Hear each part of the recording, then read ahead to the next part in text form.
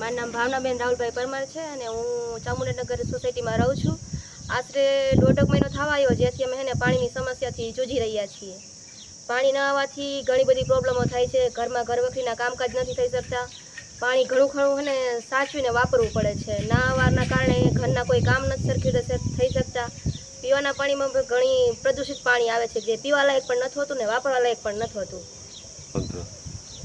રજૂઆત કરવા જાય તો રજૂઆત કરીને આવતા રહીએ, કોઈ ઉકેલ નથી આવતી લગી, કોઈ પણ સોલ્યુશન નથી થયું. મારું નામ વિનોદભાઈ મગનભાઈ પરમાર, વોર્ડ નંબર 4 મોરબી.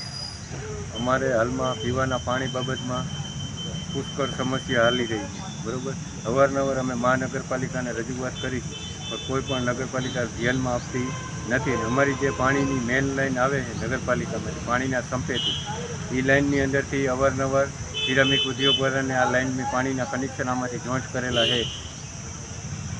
અને પાણી જે આવે છે, પાણી અત્યારે હાલમાં 3 દીએ 4 દીએ એ પાણીની અંદરથી ગટરનું પાણી ગમે ત્યાંથી જોઈન્ટ થાય છે. અમે નગરપાલિકાને અવારનવાર સીસીયુ ભરી સેમ્પલ આપી, પણ કોઈ જાતનું માર્ગદર્શન આવતું નથી.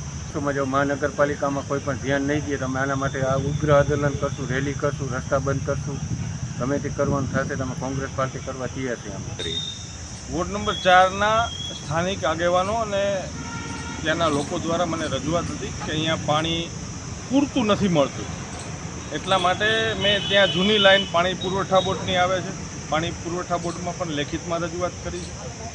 મોરબી મહાનગરપાલિકાને કાલ ટેલિફોનિક રજૂઆત કરી છે અને આજે રૂબરૂ હું રજૂઆત કરવા માટે કમિશનરને જઈ રહ્યો છું.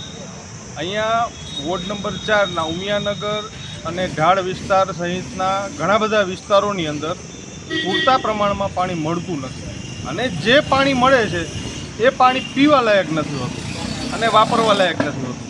તો આવી પરિસ્થિતિ વચ્ચે જ્યારે મોરબીની મહાનગરપાલિકા ટેક્સ ઉઘરાવાના નામે જે જાગૃત કરવા માટેના કાર્યક્રમો કરી રહી છે, સ્વચ્છતા અભિયાનના નામે લોકોને જે અવેરનેસ માટેના કાર્યક્રમો કરી રહી છે, તો આપના માધ્યમથી હું કહેવા માગું છું કે લોકોને સારું ચોખ્ખું પાણી મળી રહે એના માટેનું પણ એક મહાનગરપાલિકા દ્વારા અભિયાન ચલાવવું જોઈએ.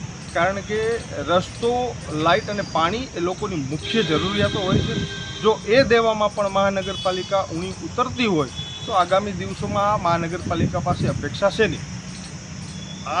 આજરોજ મહાનગરપાલિકામાં અમે રજૂઆત કરવા જવાના છીએ, અને જો આ રજૂઆત કર્યા પછી આ લોકોને સ્વચ્છ પાણી નહીં મળે તો આ વિસ્તારની સાથે કોંગ્રેસના તમામ આગેવાનો સાથે રહીને જન આંદોલન કરશું.